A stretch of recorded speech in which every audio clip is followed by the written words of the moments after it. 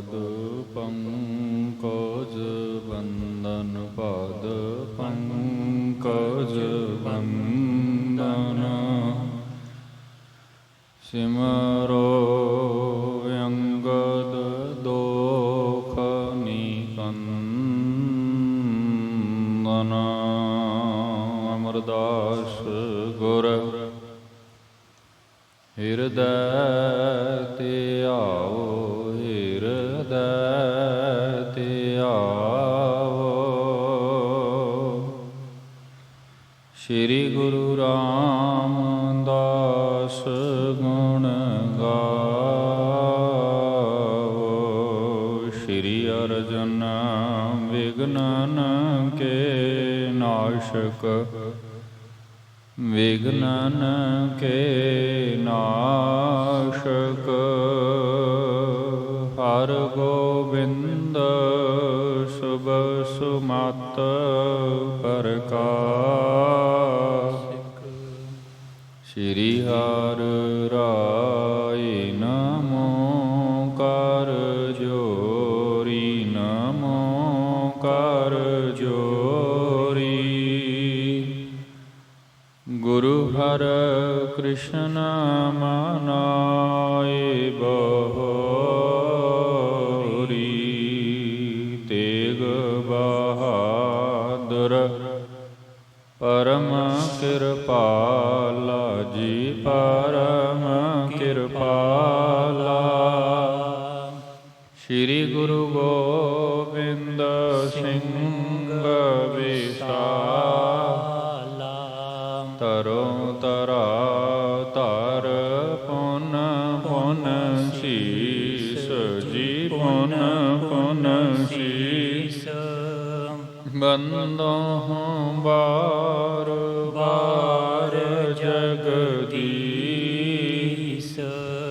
जिसमें है अमृत ज्ञान है मानक भगत वैराग श्री गुरु ग्रंथ साहिब उदद बंदो कर अनुराग एक ओंकारा सतगुरु तेह प्रसाद सच होए वाहिगुरु जी की फतेह विघ्न विनाशन सोए वाहिगुरु जी की फतेह विघ्न विनाशन सोए खान पान पैरन अर देना जिस मन रुचै नहीं सुख लेना गुर जस सुनत प्रफुल्लित भई जन सुत सैत आप होय गई परम सन्मानयोग चवर छत्र तखत दे मालिक ज़ाहरा ज़हूर हाजरा हजूर सर्व कला भरपूर सतगुरु साहिब श्री गुरु ग्रंथ साहिब जी महाराज सतगुरु जी की पावन पवित्र हजूरी अंदर उपस्थित होए गुरु सवारे गुरु प्यारे सतसंगी जनों आओ महाराज जी की अपार बख्शिश नाल संध्या वेले दे पावन पवित्र दीवाना की प्रारंभता करिए गुरु इतिहास की लड़ीवार कथा सतगुरां दे इन्हां पावन स्थानां ते जो आप संगत निता प्रत सरवण करते हो चलती आ रही लड़ी तहत थोड़ा जिहा समा महाराज जी के जीवन वृतांतां नाल गुरु इतिहास नाल जुड़न दा यतन करते हैं। सब तो पहला महाराज जी तो आग्ञा लईए अपनी रसना नूं पवित्र करिए गुरु फतेह नाल सांझ पाइओ फतेह परवानो जी वाहिगुरू जी का खालसा वाहिगुरू जी की फतेह। कल दे दीवाना अंदर जिथे संपन्नता हुई आप संगत ने सरवण किया है सतगुरु श्री गुरु तेग बहादुर साहब महाराज राजा बिशन सिंह जी होरां दे नाल कामरू देश की बंगाल देश की मुहिम नूं फतेह करते हैं ते इत्थे ही असामपति राजा राम जो कि रतन राय का पिता है वो सतगुरां नूं दर्शन करन दे लई मिलन दे लई आउंदा है। ਆਪਣੀ ਇੱਕ ਵੇਦਨਾ, ਇੱਕ ਅਰਦਾਸ ਲੈ ਕਰਕੇ ਮਹਾਰਾਜ ਜੀ ਕੀ ਹਜ਼ੂਰੀ ਵਿੱਚ ਪਹੁੰਚਦਾ ਹੈ। ਕਿਉਂਕਿ ਜਿਵੇਂ ਭਾਈ ਸਾਹਿਬ ਭਾਈ ਸੰਤੋਖ ਸਿੰਘ ਸਾਹਿਬ ਜੀ ਹੋਰਾਂ ਨੇ ਜ਼ਿਕਰ ਕੀਤਾ ਹੈ ਕਿ ਰਾਜਾ ਰਾਮ ਦਾ ਬਹੁਤ ਵੱਡਾ ਰਾਜ ਹੈ, ਲੇਕਿਨ ਇਸ ਦੇ ਘਰ ਅੰਦਰ ਪੁੱਤਰ ਨਹੀਂ ਹੈ। ਇਸ ਗੱਲ ਤੋਂ ਇਹ ਬੜਾ ਚਿੰਤਾਤੁਰ ਹੈ। ਬਹੁਤ ਉਪਾਅ ਕੀਤੇ ਹਨ, ਬੜੇ ਯਤਨ ਕੀਤੇ ਹਨ,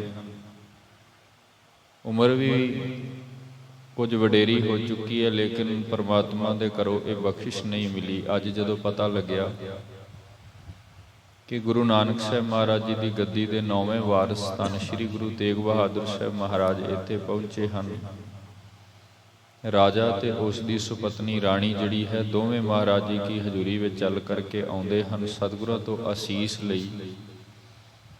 ਸ਼੍ਰੀ ਗੁਰੂ ਤੇਗ ਬਹਾਦਰ ਮਹਾਰਾਜ ਜੀ ਕੀ ਬਖਸ਼ਿਸ਼ ਸਦਕਾ ਇਸ ਦੇ ਘਰ ਅੰਦਰ ਇੱਕ ਪੁੱਤਰ ਪੈਦਾ ਹੋਇਆ ਸੀ, ਜਿਸ ਦਾ ਨਾਮ ਇਤਿਹਾਸ ਵਿੱਚ ਰਾਜਾ ਰਤਨ ਰਾਏ ਰਾਮ ਰਾਜ ਲਿਖਿਆ ਹੈ।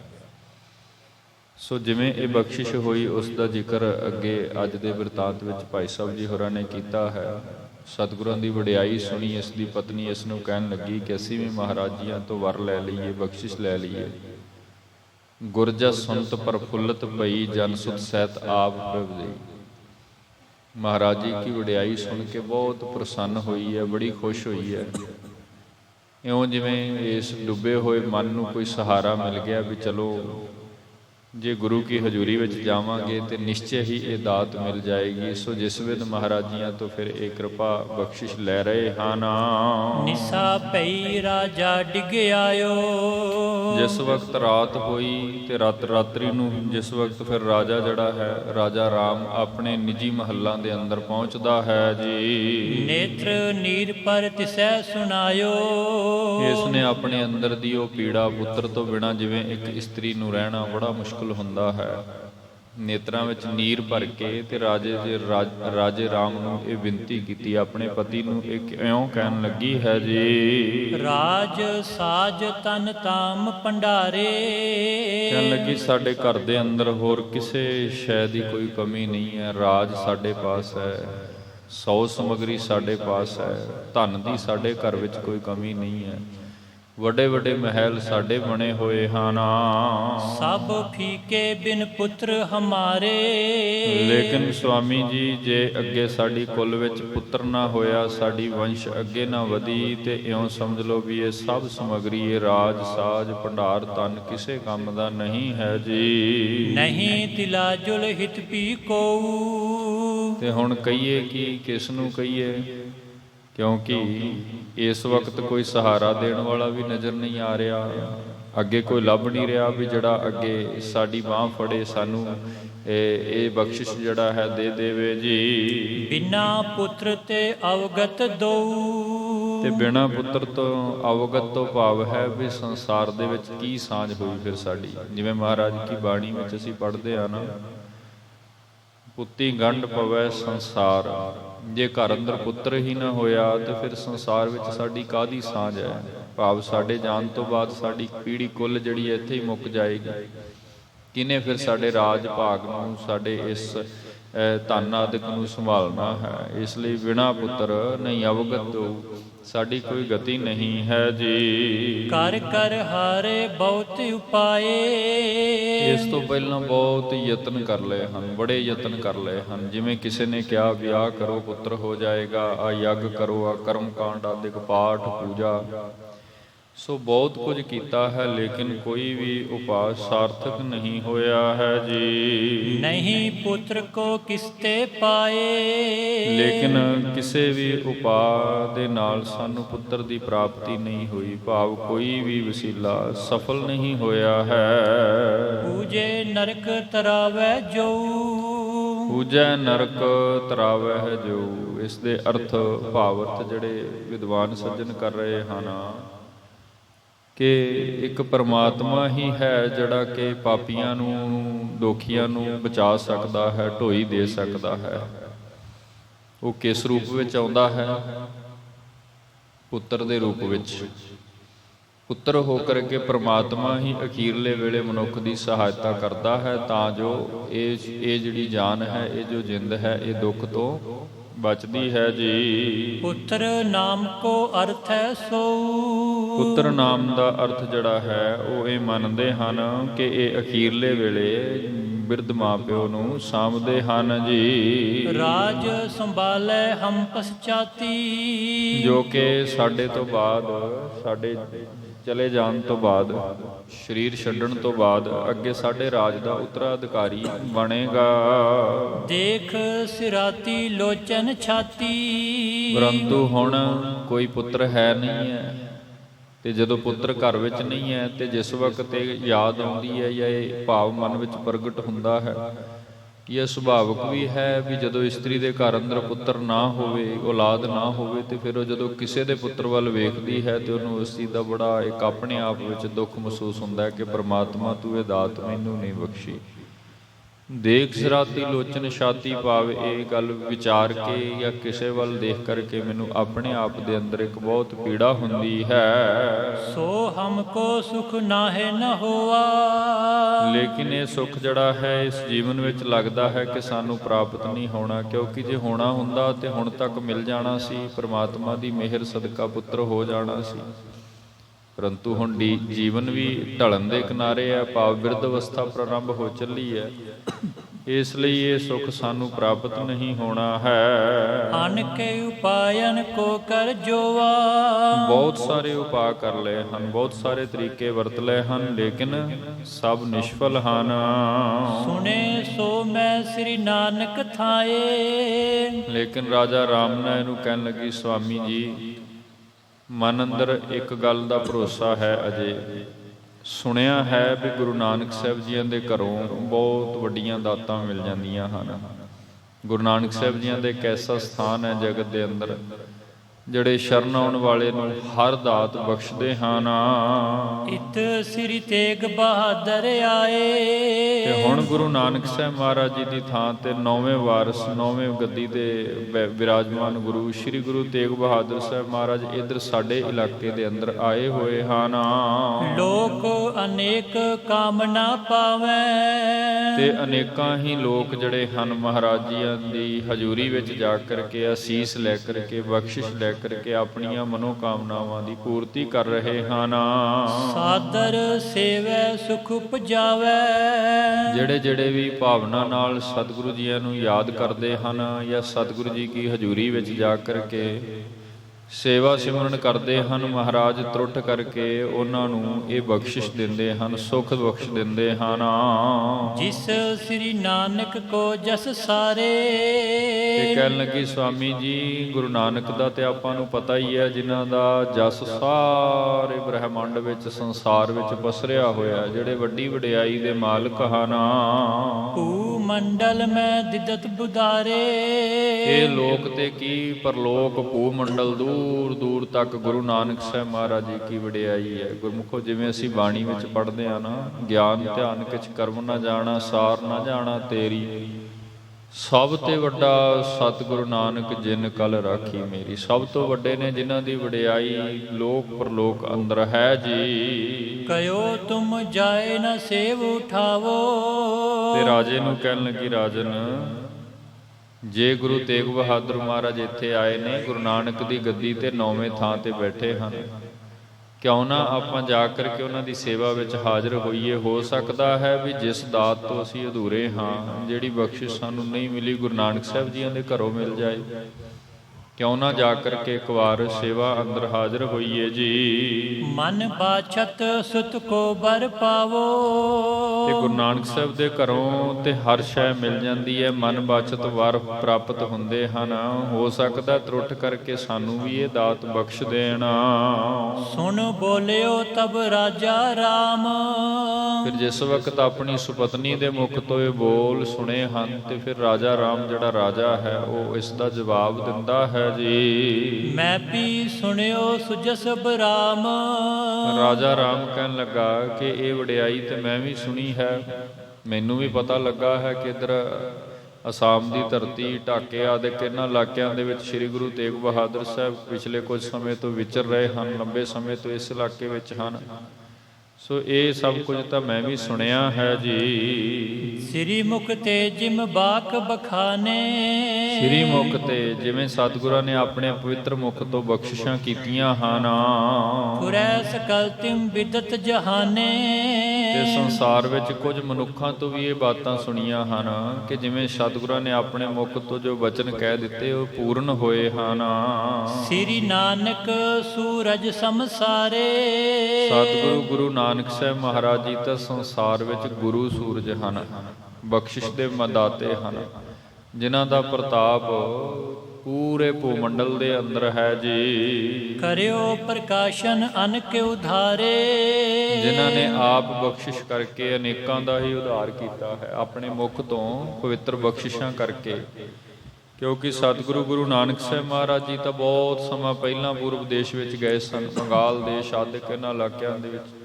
ਤੇ ਸਾਡਾ ਇਤਿਹਾਸ ਕਹਿੰਦਾ ਹੈ ਕਿ ਗੁਰੂ ਤੇਗ ਬਹਾਦਰ ਮਹਾਰਾਜ ਦੂਜੀ ਵਾਰ ਇਸ ਇਲਾਕੇ ਅੰਦਰ ਗਏ ਹਨ। ਗੁਰੂ ਨਾਨਕ ਸਾਹਿਬ ਜੀਆਂ ਤੋਂ ਬਾਅਦ ਜੇਕਰ ਦੂਸਰੇ ਗੁਰੂ ਕੋਈ ਗਏ ਹਨ ਤੇ ਨੌਵੇਂ ਸਤਿਗੁਰੂ ਗੁਰੂ ਤੇਗ ਬਹਾਦਰ ਮਹਾਰਾਜ। ਹੁਣ ਗੁਰੂ ਨਾਨਕ ਸਾਹਿਬ ਮਹਾਰਾਜ ਜੀ ਕੀ ਤਾਂ ਵੱਡੀ ਵਡਿਆਈ ਹੈ।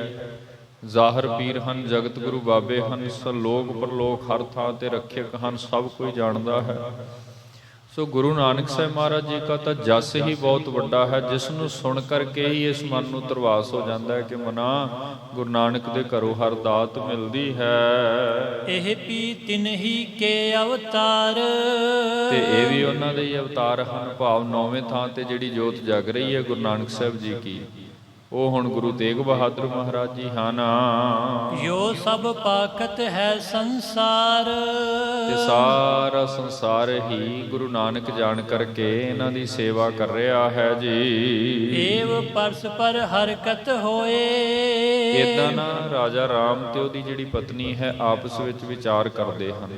ਪਹਿਲੇ ਸੁਪਤਨੀ ਜਿਹੜੀ ਹੈ ਉਹ ਰਾਜੇ ਨੂੰ ਕਹਿੰਦੀ ਹੈ ਸਾਰੀ ਬਾਤ, ਫਿਰ ਰਾਜਾ ਵੀ ਉਹਦੇ ਜਵਾਬ ਵਿੱਚ ਕਹਿੰਦਾ ਕਿ ਹਾਂ ਮੈਂ ਵੀ ਇਹ ਸੁਣਿਆ।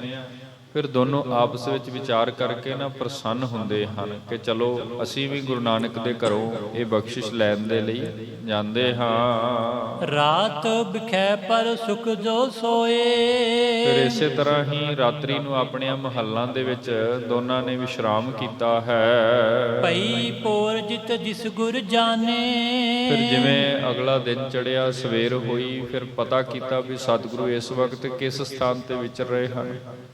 ਕਿਉਂਕਿ ਇੱਥੋਂ ਤੱਕ ਤੇ ਆਪਾਂ ਪਿੱਛੇ ਪੜ੍ਹ ਕੇ ਆਏ ਆ, ਗੰਗਾ ਮੱਟੀ ਦੇ ਸਥਾਨ ਤੇ ਸਤਿਗੁਰੂ ਜੀ ਬ੍ਰਹਮਪੁੱਤਰ ਨੂੰ ਪਾਰ ਕਰਕੇ ਬੰਗਾਲ ਦੇਸ਼ ਵਿੱਚ ਗਏ ਸਨ ਤੇ ਦੋਵਾਂ ਰਾਜਿਆਂ ਦੀ ਸੰਧੀ ਕਰਵਾ ਕੇ ਤੇ ਇੱਥੋਂ ਹੁਣ ਫਿਰ ਵਾਪਸ ਮੁੜ ਰਹੇ ਨੇ। ਢਾਕੇ ਨੂੰ ਵਾਪਸ ਨਾਲ ਦਿਆਂ ਕੁਝ ਨਗਰਾਂ ਦੇ ਅੰਦਰ ਮਹਾਰਾਜ ਵਿਚਰ ਰਹੇ ਹਨ। ਸੋ ਪਤਾ ਕੀਤਾ, ਜਿਸ ਵਕਤ ਪਤਾ ਲਾਇਆ ਵੀ ਮਹਾਰਾਜ ਅਜੇ ਇਸੇ ਇਲਾਕੇ ਵਿੱਚ ਹੀ ਵਿਚਰ ਰਹੇ ਹਨ। ਤਿਆਰੀ ਕੀਨਤ ਉਚ ਸਭ ਠਾਨੇ, ਤੇ ਬੜੇ ਹੀ ਚਾਉ ਸਹਿਤ ਇਹਨਾਂ ਦੋਨਾਂ ਨੇ ਇਹ ਤਿਆਰੀ ਕਰ ਲਈ ਹੈ ਵੀ ਜਲਦੀ ਤੋਂ ਜਲਦੀ ਜਾ ਕਰਕੇ ਸਤਿਗੁਰਾਂ ਦੇ ਦਰਸ਼ਨ ਪਾਏ ਜਾਣ। ਨਿਜ ਰਾਨੀ ਕੋ ਲੇਕਰ ਸਾਥ, ਇਸ ਵਿਦ ਭਾਈ ਸਾਹਿਬ ਭਾਈ ਸੰਤੋਖ ਸਿੰਘ ਸਾਹਿਬ ਜੀ ਜ਼ਿਕਰ ਕਰਦੇ ਹਨ ਕਿ ਜਿਹੜਾ ਰਾਜਾ ਰਾਮ ਰਾਏ ਹੈ ਇਸ ਨੇ ਆਪਣੀ ਨਿੱਜੀ ਰਾਣੀ ਨੂੰ ਨਾਲ ਲਿਆ ਹੈ ਤੇ ਫਿਰ ਇਸ ਵਿਦ ਸਤਿਗੁਰੂ ਗੁਰੂ ਤੇਗ ਬਹਾਦਰ ਮਹਾਰਾਜ ਜੀ ਕੇ ਦਰਸ਼ਨ ਕਰਨ ਦੇ ਲਈ ਤਿਆਰ ਹੋ ਤੁਰਿਆ। ਚੜਤ ਭਇਓ ਤਬ ਹੀ ਨਰਨਾਥ, ਇਸ ਵੇਲੇ ਅਸਾਮ ਦਾ ਰਾਜਾ ਰਾਮ ਇਹ ਉਤੋਂ ਆਪਣੇ ਦੇਸ਼ ਤੋਂ ਚੜ੍ਹ ਕਰਕੇ ਭਾਵ ਸਵਾਰੀ ਕਰਦਾ ਹੋਇਆ ਸਤਿਗੁਰਾਂ ਕੀ ਹਜ਼ੂਰੀ ਦੇ ਵਿੱਚ ਪਹੁੰਚਦਾ ਹੈ ਜੀ। ਬ੍ਰਿੰਦ ਤੁਰਗਮ ਕੇ ਅਸਵਾਰ, ਬਹੁਤ ਸਾਰੇ ਇਹਨੇ ਆਪਣੇ ਨਾਲ ਫੌਜਦਾਰ ਸਿਪਾਹੀ ਆਦਿਕ ਘੋੜਿਆਂ ਦੇ ਉੱਪਰ ਜਿਹੜੇ ਸਵਾਰ ਸਨ ਉਹ ਨਾਲ ਲੈ ਹਨ ਤੇ ਉਸ ਪਾਸੇ ਵੱਲ ਨੂੰ ਚੱਲਿਆ ਹੈ ਜਿਸ ਸਥਾਨ ਤੇ ਨੌਵੇਂ ਸਤਿਗੁਰੂ ਸ੍ਰੀ ਗੁਰੂ ਤੇਗ ਬਹਾਦਰ ਸਾਹਿਬ ਮਹਾਰਾਜ ਵਿਰਾਜਮਾਨ ਹਨ। ਚੜੇ ਸੰਗ ਤੁਮ ਬੰਗ ਤੁੰਗਕਾਰ, ਤੇ ਬੜੇ ਹੀ ਚਾਉ ਸਹਿਤ ਜਿਵੇਂ ਕੋਈ ਰਾਜਾ ਮਹਾਰਾਜਾ ਆਪਣੀ ਸਵਾਰੀ ਤੋਰਦਾ ਹੈ ਨਾ ਤੇ ਅੱਗੇ ਨਗਾਰੇ ਆਦਿਕ ਵਜਾਉਣੇ, ਫਿਰ ਬੜੇ ਜੋਸ਼ ਦੇ ਨਾਲ ਇਦਾਂ ਹੀ ਇਹ ਰਾਜਾ ਵੀ ਆਪਣੀ ਜਿਹੜੀ ਸਵਾਰੀ ਹੈ ਭਾਵਾਂ ਕਿ ਚੱਲੇ ਸਤਿਗੁਰਾਂ ਜੀਆਂ ਦੇ ਪਾਸ ਹਨ ਲੇਕਿਨ ਬੜੀ ਸ਼ਾਨੋ ਸ਼ੌਕਤ ਦੇ ਨਾਲ ਆਪਣੇ ਸਿਪਾਹੀਆਂ ਨੂੰ ਘੋੜਿਆਂ ਦੇ ਉੱਪਰ ਚੜਾ ਕਰਕੇ ਨਗਾਰੇ ਵਜਾਉਂਦਾ ਹੋਇਆ ਆਪਣੇ ਰਾਜ ਤੋਂ ਤੁਰਿਆ ਹੈ। शिव का डोरे बाहन नाना। ਬਹੁਤ ਸਾਰੀਆਂ ਕੁਝ ਨਾਲ ਪਾਲਕੀਆਂ ਸਨ, ਕੁਝ ਸਿਪਾਹੀ ਆਦਿਕ, ਕੁਝ ਘੋੜੇ ਹਾਥੀ ਆਦਿਕ ਦਾ ਨਾਨਾ ਵਿਧ ਦਾ ਜਿਹੜਾ ਤਰੀਕਿਆਂ ਦੇ ਨਾਲ ਤਿਆਰੀ ਕਰਕੇ ਇਹ ਰਾਜਾ ਚੱਲਦਾ ਹੈ। लेकर चलियो संग राजाना। ਜਿਵੇਂ ਕੋਈ ਰਾਜਾ ਆਪਣੀ ਸ਼ਾਹੀ ਸਵਾਰੀ ਲੈ ਕਰਕੇ ਤੁਰਦਾ ਹੈ, ਇਸ ਵਿਧ ਰਾਜਾ ਰਾਮ ਜਿਹੜਾ ਹੈ ਇਹ ਆਪਣੀ ਸਵਾਰੀ ਲੈ ਕਰਕੇ ਚੱਲਣ ਲੱਗਾ ਹੈ ਜੀ। सुत अप लाखी मग को डगरा। ਲੇਕਿਨ ਹਿਰਦੇ ਦੇ ਵਿੱਚ ਇੱਕ ਮੰਗ ਹੈ। ਹੁਣ ਦੇਖੋ, ਬਾਹਰੋਂ ਭਾਵੇਂ ਅਸੀਂ ਸ਼ਬਦ ਵਰਤਦੇ ਆ ਵੀ ਰਾਜਾ ਰਾਮ ਰਾਜਾ ਹੈ, ਲੇਕਿਨ ਹਿਰਦੇ ਦੇ ਪੱਧਰ ਤੇ ਜੇ ਵੇਖਾਂਗੇ ਨਾ ਤੇ ਇਸ ਵਕਤ ਇਹ ਕੇਵਲ ਇੱਕ ਮੰਗਤਾ ਹੀ ਹੈ, ਕਿਉਂਕਿ ਸਤਿਗੁਰਾਂ ਦੇ ਘਰੋਂ ਪੁੱਤਰ ਦੀ ਦਾਤ ਲੈਣ ਦੇ ਲਈ ਚੱਲਿਆ। ਭਾਈ ਸਾਹਿਬ ਜੀ ਨੇ ਸ਼ਬਦ ਵਰਤੇ ਨੇ, ਬਾਹਰੋਂ ਤੇ ਸ਼ਾਨੋ ਸ਼ੌਕਤ ਦੇ ਅਨੁਸਾਰ ਰਾਜਾ ਬਣ ਕੇ ਘੋੜੇ ਹਾਥੀ ਫੌਜੀ ਸਿਪਾਹੀ ਆਦਿਕ ਲੈ ਕਰਕੇ ਤੁਰਨ ਲੱਗਾ, ਲੇਕਿਨ ਹਿਰਦੇ ਦੇ ਅੰਦਰ ਸੋਤੇ ਬੁਲਾਕੀ ਮਨ ਕੋ ਡਗਰਾ, ਪੁੱਤਰ ਦੀ ਇੱਛਾ ਨੂੰ ਮੁੱਖ ਰੱਖਦਿਆਂ ਹੋਇਆਂ ਸਤਿਗੁਰਾਂ ਦੇ ਘਰੋਂ ਇਹ ਦਾਤ ਲੈਣ ਦੇ ਲਈ ਆਪਣਾ ਜਿਹੜਾ ਮਨ ਹੈ ਉਸ ਨੂੰ ਧਰਵਾਸ ਦਿੰਦਾ ਹੋਇਆ ਇਸ ਰਸਤੇ ਤੇ ਵਧਣ ਲੱਗਾ, ਤੁਰਨ ਲੱਗਾ ਹੈ ਜੀ। ਕਰਮ ਕਰ ਦੇਸ ਲੰਘਿਓ ਸਗਰਾ। ਤੇ ਹੌਲੀ ਹੌਲੀ ਆਪਣੇ ਰਾਜ ਨੂੰ ਸਰ ਕਰਦਾ ਹੋਇਆ ਫਿਰ ਇਹ ਅੱਗੇ ਆ ਰਿਹਾ ਸੀ ਉਸ ਪਾਸੇ, ਉਸ ਦਿਸ਼ਾ ਵੱਲ ਜਿਸ ਸਥਾਨ ਤੇ ਸਤਿਗੁਰੂ ਸ੍ਰੀ ਗੁਰੂ ਤੇਗ ਬਹਾਦਰ ਮਹਾਰਾਜ ਸੰਗਤਾਂ ਨੂੰ ਦਰਸ਼ਨ ਦਿਦਾਰੇ ਬਖਸ਼ ਰਹੇ ਸਨ, ਉਸ ਪਾਸੇ ਵੱਲ ਨੂੰ ਆ ਰਿਹਾ ਹੈ ਜੀ। ਜੈ ਸਤਿਗੁਰ ਕੋ ਲਖਿਓ ਬਸੇਰਾ। ਫਿਰ ਜਿਸ ਸਥਾਨ ਤੇ ਸਤਿਗੁਰੂ ਸ੍ਰੀ ਗੁਰੂ ਤੇਗ ਬਹਾਦਰ ਮਹਾਰਾਜ ਵਿਰਾਜਮਾਨ ਨੇ ਰੁਕੇ ਹੋਏ ਹਨ, ਜਿੱਥੇ ਇਸ ਨੂੰ ਪਤਾ ਲੱਗਿਆ ਸੀ ਵੀ ਮਹਾਰਾਜ ਇਸ ਸਥਾਨ ਤੇ ਹਨ, ਆਏ ਸਮੀਪ ਕਰਾਏ ਸੋ ਡੇਰਾ। ਉਸ ਸਥਾਨ ਦੇ ਪਾਸ ਪਹੁੰਚ ਗਿਆ ਤੇ ਹੁਕਮ ਦੇ ਦਿੱਤਾ ਵੀ ਇੱਥੇ ਹੀ ਸਾਡਾ ਡੇਰਾ ਕਰਨਾ ਕਰੋ, ਅਸੀਂ ਇੱਥੇ ਹੀ ਰੁਕਣਾ ਹੈ। ਤੰਬੂ ਸੰਭਿਆਨੇ ਤੈ ਤਾਣੇ। ਤੇ ਉਸ ਸਥਾਨ ਤੇ ਇਹਦੇ ਜਿਹੜੇ ਸਿਪਾਹੀ ਨੇ, ਫੌਜਦਾਰ ਸੇਵਾਦਾਰ ਆਦਿਕ ਨੇ, ਉਹਨਾਂ ਨੇ ਫਿਰ ਉਸ ਸਥਾਨ ਤੇ ਤਿਆਰੀ ਕੀਤੀ, ਤੰਬੂ ਆਦਿਕ ਲਗਵਾਏ। ਰਾਜੇ ਦੇ ਰੁਕਣ ਦੇ ਲਈ ਜਥਾ ਸ਼ਕਤ ਜੋ ਰਿਹਾਇਸ਼ ਜਿਹੜੀ ਤਿਆਰੀ ਉਸ ਵਕਤ ਹੁੰਦੀ ਹੈ, ਜਿਵੇਂ ਰਾਜੇ ਮਹਾਰਾਜੇ ਆਦਿਕ ਰੁਕਦੇ ਸਨ, ਉਹ ਸਭ ਤਿਆਰੀ ਕਰਕੇ ਤੇ ਇਸ ਨੇ ਇੱਥੇ ਨਜ਼ਦੀਕ ਮਹਾਰਾਜਿयों के पास आकर डेरा ਕੀਤਾ ਹੈ। ਉਤਰਿਓ ਭੂਪਤ ਥਿਰਥਾ ਠਾਨੇ। ਇਸ ਸਥਾਨ ਤੇ ਇਹ ਰਾਜਾ ਆ ਕਰਕੇ ਰੁਕ ਗਿਆ ਹੈ ਤੇ ਭਾਈ ਸਾਹਿਬ ਜੀ ਕਹਿੰਦੇ ਹਨ ਅਜੇ ਇਹ ਬੜੇ ਆਰਾਮ ਦੇ ਨਾਲ ਸਤਿਗੁਰਾਂ ਨੂੰ ਨਹੀਂ ਮਿਲਿਆ, ਲੇਕਿਨ ਪਾਸ ਆ ਕਰਕੇ ਬੈਠ ਗਿਆ ਹੈ ਜੀ। ਸੰਧਿਆ ਭਈ ਸੁਪਤ ਸੁਖ ਰਾਤੀ। ਜਿਸ ਵਕਤ ਤੇ ਪਹੁੰਚਦਾ ਹੈ ਸ਼ਾਮ ਦਾ ਵੇਲਾ ਹੈ, ਰਾਤਰੀ ਹੋ ਰਹੀ ਹੈ। ਸ਼ਾਮ ਨੂੰ ਜਿਵੇਂ ਆਪਾਂ ਵੇਖਦੇ ਆ ਮੂੰਹ ਹਨੇਰੇ ਦਾ ਸਮਾਂ ਹੋ ਜਾਂਦਾ, ਥੋੜਾ ਜਿਹਾ ਸੂਰਜ ਢਲਣ ਲੱਗਦਾ, ਸੰਧਿਆ ਵੇਲਾ। ਸੋ ਰਾਤਰੀ ਦਾ ਜਿਹੜਾ ਸਮਾਂ ਹੈ, ਫਿਰ ਇਹਨੇ ਇੱਕ ਰਾਤ ਉਸੇ ਸਥਾਨ ਤੇ ਹੀ ਜਿੱਥੇ ਇਹਨੇ ਤੰਬੂ ਆਦਿਕ ਲਵਾਏ ਉੱਥੇ ਵਿਸ਼ਰਾਮ ਕੀਤਾ ਹੈ। ਬਹੁਰ ਆਨ ਹੋਈ ਜਬ ਪ੍ਰਾਤੀ। ਫਿਰ ਜਿਵੇਂ ਹੀ ਪ੍ਰਭਾਤ ਵੇਲਾ ਹੋਇਆ, ਅਗਲਾ ਦਿਨ ਚੜ੍ਹਦਾ ਹੈ, ਫਿਰ ਇਹ ਰਾਜਾ ਤਿਆਰੀ ਕਰਦਾ ਹੈ ਜੀ। ਕਰ ਇਸ਼ਨਾਨ ਲੈ ਅਨਕ ਉਪਾਇਨ। ਫਿਰ ਇਸ ਨੇ ਇਸ਼ਨਾਨ ਪਾਨ ਕੀਤਾ ਤੇ ਫਿਰ ਜਿਵੇਂ ਬੇਅੰਤ ਤਰ੍ਹਾਂ ਦੀਆਂ ਵਿਸ਼ੇਸ਼ ਤਰ੍ਹਾਂ ਦੀਆਂ ਭੇਟਾਵਾਂ ਲਈਆਂ ਨਾਲ ਆਪਣੇ, ਕਿਉਂਕਿ ਰਾਜੇ ਮਹਾਰਾਜੇ ਅਕਸਰ ਜਦੋਂ ਮਿਲਦੇ ਨੇ ਆਪ ਤੋਂ ਵੱਡੇ ਪੁਰਖ ਨੂੰ ਜਾਂ ਨਾਲ ਦੇ ਰਾਜੇ ਨੂੰ, ਭੇਟਾ ਆਦਿਕ ਭੇਟਾ ਦੇ ਵਿੱਚ ਜਿਵੇਂ ਕੋਈ ਧਨ, ਕੋਈ ਵਸਤਰ ਜਾਂ ਕੋਈ ਆਪਣੇ ਰਾਜ ਦੀ ਹੋਰ ਕੀਮਤੀ ਵਸਤੂ, ਫਲ ਆਦਿਕ, ਉਹ ਸਭ ਭੇਟਾਵਾਂ ਇਦਾਂ ਦਿਆ ਕਰਦੇ ਸਨ। ਹੁਣ ਸਤਿਗੁਰਾਂ ਨੂੰ ਮਿਲਣਾ ਹੈ, ਸ੍ਰੀ ਗੁਰੂ ਤੇਗ ਬਹਾਦਰ ਮਹਾਰਾਜ ਜੀ ਦਾ ਦਰਸ਼ਨ ਪਾਉਣਾ ਹੈ ਤੇ ਭਾਈ ਸਾਹਿਬ ਜੀ ਕਹਿੰਦੇ ਨੇ ਬਹੁਤ ਸਾਰੀਆਂ ਭੇਟਾਂ ਲੈ ਕੇ ਤੁਰਿਆ, ਬਹੁਤ ਸਾਰੇ ਪਦਾਰਥ ਲੈ ਕੇ ਆਇਆ। ਉਹ ਸਾਰੀਆਂ ਭੇਟਾਵਾਂ ਜਿਹੜੀਆਂ ਹਨ ਉਹ ਨਾਲ ਲੈ ਕਰਕੇ ਤੇ ਸਤਿਗੁਰਾਂ ਦੇ ਘਰ ਵੱਲ ਨੂੰ ਚੱਲਦਾ ਹੈ ਜੀ। ਗੁਰ ਜਿਸ ਗਮਣਿਓ ਨੰਗੇ ਪਾਇਣ। ਫਿਰ ਬੜੀ ਸ਼ਰਧਾ ਪਿਆਰ ਸਹਿਤ ਆਪਣੇ ਪੈਰਾਂ ਦਾ ਇਸਨੇ ਜੋੜਾ ਵੀ ਉਤਾਰ ਦਿੱਤਾ, ਜੁੱਤੀ ਉਤਾਰ ਦਿੱਤੀ ਹੈ ਤੇ ਬੜੇ ਸ਼ਰਧਾ ਪਿਆਰ ਸਹਿਤ ਭੇਟਾ ਲੈ ਕਰਕੇ ਸਤਿਗੁਰਾਂ ਦੇ ਘਰ ਵੱਲ ਨੂੰ ਆਪਣੇ ਡੇਰੇ ਤੋਂ ਨੰਗੇ ਪਾਂਵ ਪੈਦਲ ਚੱਲ ਕਰਕੇ ਆਉਂਦਾ ਹੈ ਜੀ। ਭਇਓ ਦੀਨ ਮਨ ਸਰਦਾਵਾਨ। ਮਨ ਜਿਹੜਾ ਹੈ ਮਹਾਰਾਜ ਜੀ ਕੇ ਪਿਆਰ ਵਿੱਚ, ਸ਼ਰਧਾ ਦੇ ਵਿੱਚ ਭਿੱਜਾ ਹੋਇਆ ਹੈ।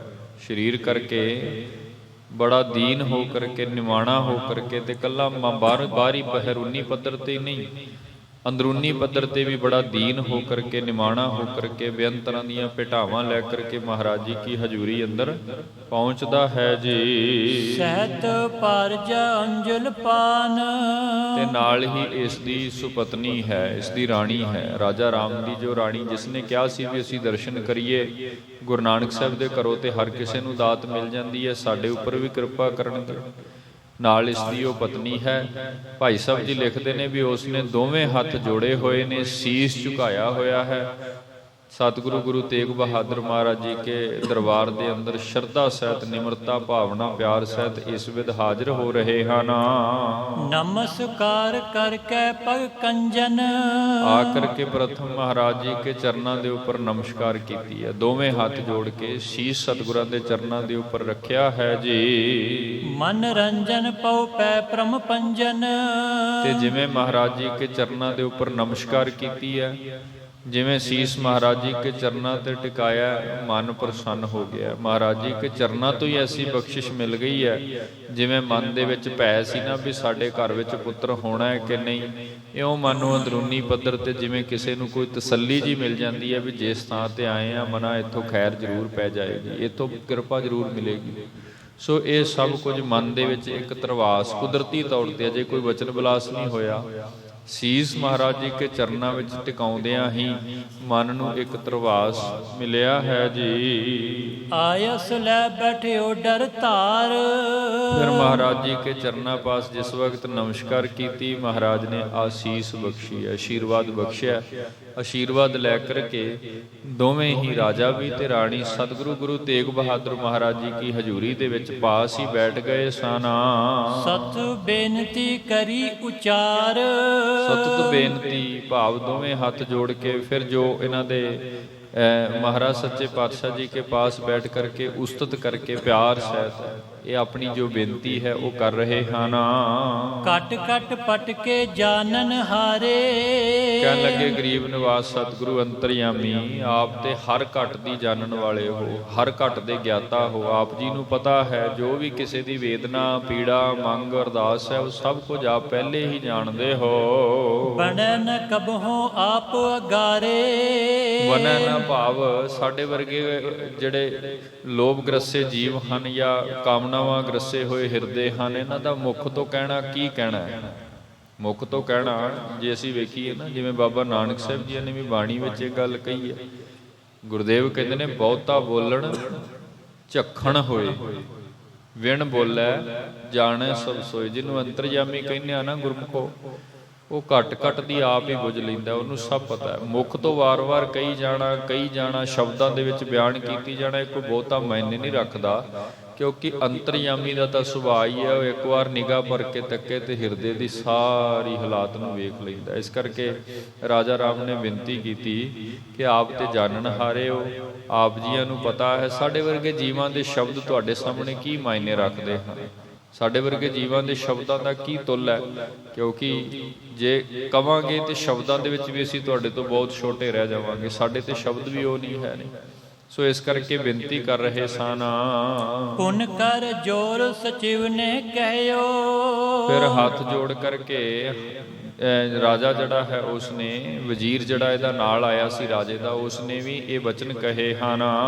ਇਤਿਆਵਨ ਰਾਵਰ ਜੇ ਲਹਿਓ, ਕਿ ਇਸ ਪਾਸੇ ਭਾਵ ਇਸ ਇਲਾਕੇ ਦੇ ਵਿੱਚ ਸਤਿਗੁਰੂ ਜੀ ਜੇ ਮਹਾਰਾਜ ਆਪ ਜੀਆਂ ਨੇ ਇਸ ਪਾਸੇ ਆਉਣ ਦਾ ਇਹ ਜੋ ਉਦਮ ਕੀਤਾ ਹੈ, ਹਮ ਸਭ ਜੀਵ ਹਜ਼ਾਰਨ ਕੇਰੇ, ਕਿ ਸਾਡੇ ਵਰਗੇ ਹਜ਼ਾਰਾਂ ਐਸੇ ਸੰਸਾਰਿਕ ਜੀਵ ਹਨ ਜਿਹੜੇ ਕਿ ਜੀਵਨ ਅੰਦਰ ਅਣਗਿਣਤ ਪਾਪ ਕਰ ਰਹੇ ਹਨ, ਜਿਹੜੇ ਜੀਵਨ ਅੰਦਰ ਇਉਂ ਵਿਚਰਦੇ ਹਨ ਕਿ ਅੱਗੇ ਪਿੱਛੇ ਸਾਨੂੰ ਕੱਖ ਪਤਾ ਨਹੀਂ। ਸੋ ਆਪ ਜੀ ਇਸ ਇਲਾਕੇ ਵੱਲ ਆਏ ਹੋ ਤੇ ਇਹਦੇ ਨਾਲ ਸਾਡਾ ਸੁਭਾਗ ਹੋਇਆ ਹੈ। ਲਖਿਅਤ ਜਾਗੇ ਭਾਗ ਵਡੇਰੇ, ਕਿਉਂਕਿ ਆਪ ਜੀ ਕੇ ਆਉਣ ਦੇ ਨਾਲ ਸਾਡੇ ਵਰਗੇ ਕਲਯੁਗੀ ਜੀਵਾਂ ਦੇ ਭਾਗ ਜਾਗ ਪਏ ਹਨ। ਤੁਹਾਡੇ ਵਰਗੇ ਪੂਰਨ ਪੁਰਖ ਗੁਰੂ ਦੇ ਦਰਸ਼ਨ ਕਰਕੇ ਸਾਡਾ ਜੀਵਨ ਸਫਲ ਹੋ ਜਾਂਦਾ ਹੈ, ਸਾਨੂੰ ਬਖਸ਼ਿਸ਼ ਮਿਲਦੀ ਹੈ। ਵਜ਼ੀਰ ਕਹਿਣ ਲੱਗਾ ਇਹ ਤੇ ਆਪ ਜੀ ਨੇ ਬਹੁਤ ਵੱਡੀ ਕਿਰਪਾ ਕੀਤੀ ਹੈ, ਜੋ ਇਸ ਇਲਾਕੇ ਵਿੱਚ ਆ ਕੇ ਸਾਨੂੰ ਸਾਰੇ ਕਲਯੁਗੀ ਜੀਵਾਂ ਨੂੰ ਦਰਸ਼ਨ ਬਖਸ਼ ਰਹੇ ਹੋ। ਪ੍ਰਥਮ ਪ੍ਰਿਥੀਪਤ ਕੀ ਇਮ ਇੱਛਿਆ। ਪ੍ਰਥਮ ਤੋਂ ਭਾਵ ਪਹਿਲੇ ਪ੍ਰਿਥੀਪਤ ਇੱਥੋਂ ਦੇ ਰਾਜੇ ਦੀ ਵੀ ਇਹ ਇੱਛਾ ਹੈ ਸੀ ਜੀ। ਤਰੈ ਆਪ ਕੇ ਮੁਖ ਕੀ ਸਿੱਛਿਆ। ਚਾਹੁੰਦੇ ਸਨ ਕਿ ਆਪ ਜੀਆਂ ਦੇ ਪਵਿੱਤਰ ਮੁਖ ਤੋਂ ਜੋ ਵੀ ਆਪ ਜੀ ਦਾ ਉਪਦੇਸ਼ ਹੈ, ਜੋ ਵੀ ਇੱਛਾ ਹੈ, ਉਹ ਧਾਰਨ ਕੀਤਾ ਜਾਏ। ਪਦ ਪੰਕਜ ਪਾਵਨ ਬਰ ਸੁੰਦਰ। ਪਦ ਆਪ ਜੀ ਕੇ ਚਰਨਾਂ ਦੇ ਉੱਪਰ ਸ਼ੀਸ਼ ਰੱਖ ਕਰਕੇ ਆਪ ਜੀਆਂ ਤੋਂ ਬਖਸ਼ਿਸ਼ਾਂ ਲਈਆਂ ਜਾਣ, ਆਪ ਜੀ ਕੀ ਉਸਤਤ ਕੀਤੀ ਜਾਏ। ਜਾਂ ਜਿਵੇਂ ਆਪ ਜੀ ਫਰਮਾਉਂਦੇ ਹੋ, ਇੱਕ ਜੀਵ ਨੂੰ ਸੰਸਾਰ ਤੋਂ ਪਾਰ ਲੱਗਣ ਦੇ ਲਈ ਜਿੱਦਾਂ ਦਾ ਜੀਵਨ ਚਾਹੀਦਾ ਹੁੰਦਾ ਹੈ, ਆਪ ਜੀ ਉਹ ਆਪਣੇ ਸ਼ਬਦਾਂ ਰਾਹੀਂ ਸਾਨੂੰ ਦੱਸਦੇ ਹੋ। ਸੋ ਆਪ ਜੀ ਕੀ ਕਿਰਪਾ ਸਹਿਤ ਹੀ ਅਸੀਂ ਇਹ ਸਾਰੇ ਤਰ ਸਕਦੇ ਹਾਂ। ਤੇ ਇਤੋਂ ਦਾ ਜਿਹੜਾ ਪਤ ਹੈ ਰਾਜਾ ਹੈ, ਉਹ ਵੀ ਇਹ ਚਾਹੁੰਦਾ ਹੈ ਜੀ। ਇਨ ਤੇ ਚਹਿ ਪੁਨੀਤ ਕਿਸ ਮੰਦਰ। ਹੁਣ ਆਪ ਜੀਆਂ ਨੇ ਬਖਸ਼ਿਸ਼ ਕੀਤੀ ਹੈ, ਮੁਬਾਰਕ ਚਰਨ ਪਾਏ ਹਨ, ਸਾਡੇ ਸੁਭਾਗ ਹੋ ਗਏ ਹਨ। ਤੇ ਜਿੱਥੇ ਜਿੱਥੇ ਆਪ ਜੀ ਕੇ ਮੁਬਾਰਕ ਚਰਨ ਪਏ ਹਨ, ਉਹ ਸਾਰੇ ਥਾਵਾਂ ਜਿਹੜੀਆਂ ਹਨ ਉਹ ਪਵਿੱਤਰ ਹੋ ਗਈਆਂ ਹਨ। ਸੋ ਇਸ ਵਿਧ ਇਹ ਆਪ ਜੀ ਕੀ ਕਿਰਪਾ ਹੈ। ਜੋ ਜਾਚਤ ਤੁਮਰੇ ਦਰਬਾਰਾ। ਫਿਰ ਜੇ ਜੋ ਵੀ ਕੋਈ ਜੀਵ ਆਪਣੀ ਅਰਦਾਸ ਬੇਨਤੀ, ਆਪਣੀ ਕਾਮਨਾ ਜਾਂ ਆਪਣੀ ਜਾਚਨਾ ਲੈ ਕਰਕੇ ਆਪ ਜੀ ਕੇ ਦਰਬਾਰ ਅੰਦਰ ਹਾਜ਼ਰ ਹੁੰਦਾ ਹੈ ਜੀ। ਪਾਇਤ ਸੋਇਮ ਸੁਜਸ ਉਧਾਰਾ। ਆਪ ਜੀ ਦੇ ਤੇ ਘਰ ਦੀ ਵਡਿਆਈ ਹੀ ਇਹ ਹੈ ਵੀ ਸ਼ਰਨ ਆਏ ਹੋਏ ਨੂੰ ਤੁਸੀਂ ਜ਼ਰੂਰ ਉਹ ਦਾਤ ਬਖਸ਼ਦੇ ਹੋ। ਜੋ ਵੀ ਆਪ ਜੀ ਕੇ ਘਰੋਂ ਮੰਗਣ ਆਉਂਦਾ ਹੈ, ਗੁਰੂ ਨਾਨਕ ਸਾਹਿਬ ਦੇ ਘਰੋਂ ਕਦੇ ਕਿਸੇ ਦੀ ਝੋਲੀ ਖਾਲੀ ਨਹੀਂ ਰਹੀ ਗੁਰਮੁਖੋ। ਬਸ਼ਰਤ ਸ਼ਰਧਾ ਮਨੁੱਖ ਦੇ ਅੰਦਰ ਹੋਣੀ ਚਾਹੀਦੀ ਹੈ। ਅਸੀਂ ਤੇ ਬਾਣੀ ਵਿੱਚ ਵੀ ਇਹ ਸ਼ਬਦ ਪੜ੍ਹਦੇ ਹਾਂ, ਸਾਜਨੋ ਤੂੰ ਮੀਤ ਮੇਰਾ ਗ੍ਰਹਿ ਤੇਰੇ ਸਭ ਕੇ, ਮਾਣ ਮੰਗੂ ਤਾਣ ਮੰਗੂ ਧਨ ਲక్ష్ਮੀ ਸੁਤ ਦੇ। ਇਦਾਂ ਕਰਕੇ ਨਾ ਆਪ ਜੀਆਂ ਦੇ ਘਰੋਂ ਹਰ ਦਾਤ ਮਨੁੱਖ ਨੂੰ ਮਿਲ ਜਾਂਦੀ ਹੈ ਜੀ। ਲੈਬੇ ਹੇਤ ਆਏ ਚੜਿਆਏ। ਮਹਾਰਾਜ ਅਸੀਂ ਵੀ ਜੀਵ ਪਾਵੇ ਰਾਜਾ ਆਇਆ ਹੈ, ਕਿਉਂਕਿ ਇਹ ਗੱਲ ਵਜ਼ੀਰ ਕਹਿ ਰਿਹਾ ਹੈ।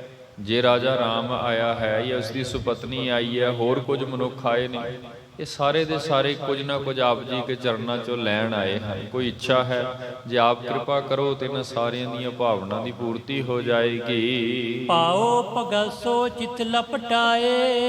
ਤੇ ਬੜੇ ਪਿਆਰ ਸਹਿਤ, ਬੜੀ ਭਾਵਨਾ ਭਗਤੀ ਸਹਿਤ ਆਪ ਜੀ ਕੇ ਚਰਨਾਂ ਦੇ ਅੰਦਰ ਬੈਠਦੇ ਹਨ। ਸੁਣ ਕੇ ਸ੍ਰੀ ਗੁਰ ਬਾਕ ਬਖਾਨੇ।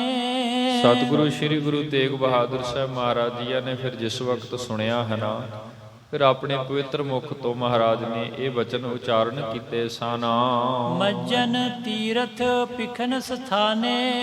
ਮਹਾਰਾਜ ਮੁਸਕਰਾ ਕੇ ਕਹਿਣ ਲੱਗੇ, ਰਾਜਨ ਅਸੀਂ ਵੀ ਇਸ ਇਲਾਕੇ ਦੇ ਵਿੱਚ ਚਾਹੁੰਦੇ ਸਾਂ ਕਿ ਆਪਣੇ ਚਰਨ ਪਾਈਏ, ਕਿਉਂਕਿ ਇਸ ਇਲਾਕੇ ਦੇ ਵਿੱਚ ਪੂਰਬ ਦੇਸ਼ ਦੇ ਅੰਦਰ ਜਿੰਨੇ ਵੀ ਤੀਰਥ ਹਨ, ਜਿੰਨੇ ਵੀ ਸਨਾਤਨੀ ਪ੍ਰਮੁੱਖ ਸਥਾਨ ਹਨ, ਉਹਨਾਂ ਸਾਰਿਆਂ ਸਥਾਨਾਂ ਤੇ ਅਸੀਂ ਚਰਨ ਪਾ ਕਰਕੇ ਗੁਰਸਿੱਖੀ ਦਾ ਪ੍ਰਚਾਰ ਪ੍ਰਸਾਰ ਕਰਨਾ ਸੀ। ਇੱਕ ਤੇ ਉਹਨਾਂ ਤੀਰਥਾਂ ਦਾ ਇਸ਼ਨਾਨ ਹੋ ਗਿਆ, ਗੁਰੂ ਦੇ ਚਰਨ ਪੈਣ ਦੇ ਨਾਲ ਤੀਰਥ ਪਵਿੱਤਰ ਹੋ ਗਏ। ਇਹਦੇ ਨਾਲ ਹੋਇਆ ਕਿ ਜਿੰਨੀ ਵੀ ਲੋਕਾਈ ਹੈ ਇਸ ਇਲਾਕੇ ਦੀ, ਜਿਨ੍ਹਾਂ ਵੀ ਦਰਸ਼ਨ ਪਾਏ ਹਨ, ਮਹਾਰਾਜ ਕਹਿ ਰਹੇ ਹਨ ਕਿ ਅਸੀਂ ਵੀ ਚਾਹੁੰਦੇ ਸਾਂ ਵੀ ਇਹਨਾਂ ਸਾਰਿਆਂ ਦਾ ਉਧਾਰ ਹੋਵੇ, ਆਪ ਚੱਲ ਕੇ ਦਰਸ਼ਨ ਦਿੱਤੇ ਜਾਣ। ਆਵਨ ਪਇਓ ਦੇਸ ਇਸ ਮਾਹੇ। ਇਸੇ ਲਈ ਬਸ ਇਸੇ ਉਦਮ ਨੂੰ ਆਧਾਰ ਬਣਾ ਕਰਕੇ ਇਸੇ ਤਰ੍ਹਾਂ ਹੀ ਅਸੀਂ ਇਸ ਦੇਸ਼ ਅੰਦਰ ਇੱਥੇ ਆਏ ਹਾਂ ਜੀ। ਬਿਸ਼ਨ ਸਿੰਘ ਕੋ ਕਾਜ ਨਿਭਾਹੇ। ਤੇ ਇਸ ਤੋਂ ਪਹਿਲਾਂ ਜੈਪੁਰ ਦਾ ਰਾਜਾ ਬਿਸ਼ਨ ਸਿੰਘ, ਜੋ ਕਿ ਬੰਗਾਲ ਦੇਸ਼ ਦੀ ਮੁਹਿੰਮ ਨੂੰ ਫਤਿਹ ਕਰਨ ਦੇ ਲਈ ਚੜਿਆ ਹੋਇਆ ਸੀ, ਉਹਦੇ ਵੱਲੋਂ ਬੇਨਤੀ ਆਈ ਤੇ ਉਹਦੇ ਨਾਲ ਅਸੀਂ ਤੁਰ ਪਏ, ਕਿਉਂਕਿ ਉਹਦਾ ਕਾਰਜ ਕਰਨਾ ਵੀ ਜ਼ਰੂਰੀ ਸੀ। ਉਹ ਵੀ ਇੱਕ ਬੜੀ ਭਿਅੰਕਰ ਜੰਗ ਸੀ, ਜਿਸ ਦੀ ਸਮਾਪਤੀ, ਜਿਸ ਨੂੰ ਖਤਮ ਕਰਨਾ ਸਾਡੇ ਲਈ ਜ਼ਰੂਰੀ ਸੀ। ਸੋ ਇਸ ਤੋਂ ਪਹਿਲਾਂ ਅਸੀਂ ਕੁਝ ਦਿਨ ਰਾਜਾ ਬਿਸ਼ਨ ਸਿੰਘ ਦੇ ਨਾਲ ਵਿਚਰੇ ਹਾਂ। ਦਾਨ ਹੋਮ ਬਹੁ ਵਿਦ ਕੇ ਕਰਕੇ। ਤੇ ਹੋਰ ਵੱਖ-ਵੱਖ ਤੀਰਥ ਸਥਾਨਾਂ ਤੇ ਅਸੀਂ ਜਾ ਕਰਕੇ ਤੇ ਵੱਖ-ਵੱਖ ਤਰ੍ਹਾਂ ਦੇ ਨਾਲ ਗੁਰਸਿੱਖੀ ਦਾ ਪ੍ਰਚਾਰ ਪ੍ਰਸਾਰ ਕੀਤਾ ਹੈ, ਦਾਨ ਪੁੰਨ ਕੀਤੇ ਹਨ। ਸਿੱਖ ਸੰਗਤ ਇਸ ਦੇਸ ਨਿਹਰ ਕੇ।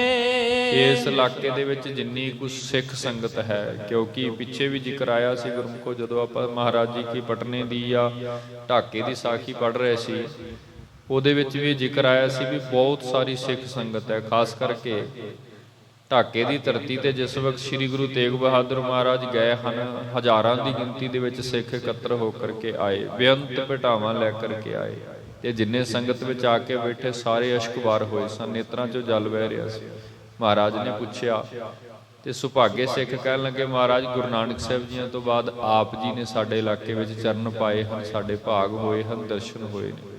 ਮਹਾਰਾਜ ਨੇ ਢਾਕੇ ਨੂੰ ਸਿੱਖੀ ਦਾ ਘਰ ਕਹਿ ਕੇ ਸਤਿਕਾਰਿਆ, ਉਸ ਥਾਂ ਨੂੰ ਵਰ ਦਿੱਤਾ। ਸੋ ਇਸ ਵਿਧ ਸਾਡੀ ਵੀ ਇੱਛਾ ਸੀ ਵੀ ਜਿਹੜੇ ਜਿਹੜੇ ਨਾਨਕ ਨਾਮ ਲੈਵਾ ਨਾਮ ਬਾਣੀ ਦੇ ਰਸੀਏ ਪਿਆਰ ਵਾਲੇ ਸਿੱਖ ਇਸ ਇਲਾਕੇ ਦੇ ਵਿੱਚ ਪੂਰਬ ਦੇਸ਼ ਵਿੱਚ ਬੈਠੇ ਹਨ ਤੇ ਦਿਨੇ ਰਾਤ ਗੁਰੂ ਨੂੰ ਧਿਆਉਂਦੇ ਹਨ, ਯਾਦ ਕਰਦੇ ਹਨ, ਅਰਦਾਸਾਂ ਕਰਦੇ ਹਨ, ਉਹਨਾਂ ਸਾਰਿਆਂ ਨੂੰ ਦਰਸ਼ਨ ਦੇਣੇ ਸਨ। ਸਬੱਬ ਬਣ ਗਿਆ।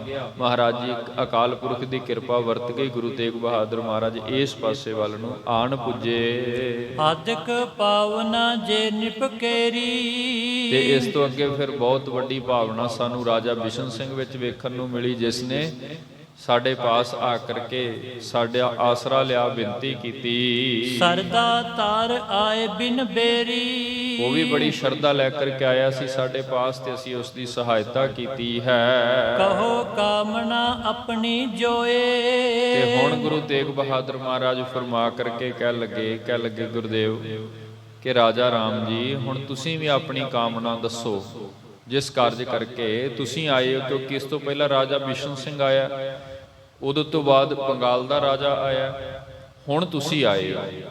ਤੇ ਇਹ ਕੋਈ ਛੋਟੀ ਗੱਲ ਨਹੀਂ ਗੁਰਮੁਖੋ। ਵੇਖੋ, ਅਸੀਂ ਗੁਰੂ ਦੀ ਗੱਲ ਕਰਾਂਗੇ, ਸਾਡੇ ਵਰਗੇ ਸੰਸਾਰਿਕ ਜੀ ਤੇ ਇੱਥੇ ਰੋਜ਼ ਮੰਗਣ ਆਉਂਦੇ ਨੇ। ਸਾਨੂੰ ਤਾਂ ਲੋੜਾਂ ਨੇ ਸੰਸਾਰ ਦੀਆਂ, ਅਸੀਂ ਰੋਜ਼ ਅਰਦਾਸਾਂ ਬੇਨਤੀਆਂ ਕਰਦੇ ਹਾਂ। ਇੱਦਾਂ ਹੀ ਉਸ ਵਕਤ ਵੀ ਜਿਹੜੇ ਆਮ ਸੰਸਾਰੀ ਤੇ ਰੋਜ਼ ਸਤਿਗੁਰਾਂ ਦੇ ਚਰਨਾਂ ਪਾਸ ਬਖਸ਼ਿਸ਼ਾਂ ਲੈਣ ਲਈ ਆਉਂਦੇ ਸਨ।